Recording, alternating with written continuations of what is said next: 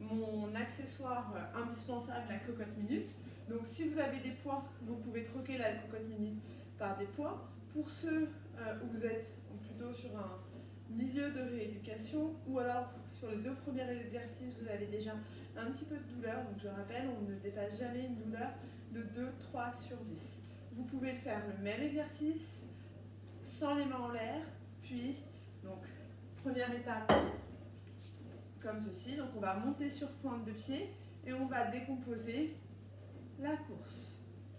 Je repasse. Hop, et on reste sur la pointe de pied. Hop.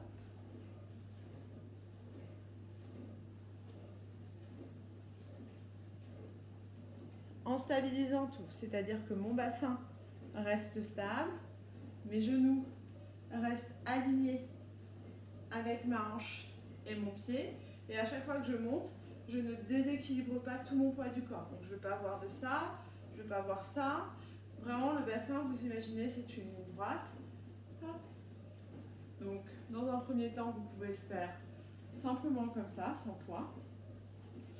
Puis, vous pouvez le faire en étant le plus haut possible. Et on redécompose. Essayez de bien tirer les orteils vers vous quand vous passez les pieds.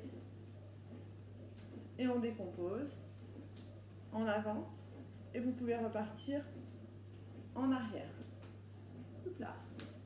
Si vous faites les 3 étapes, je vous invite à faire 3 passages, 3 allers-retours. Si vous choisissez de faire que la dernière étape, je vous invite à faire 6 allers-retours. Dernière étape, donc vous pouvez prendre du poids, une cocotte minute, ce que vous avez sous la main, et vous refaites la même chose en essayant de bien tirer la pointe de pied vers vous, au moment où vous passez devant, dans un sens et puis dans l'autre.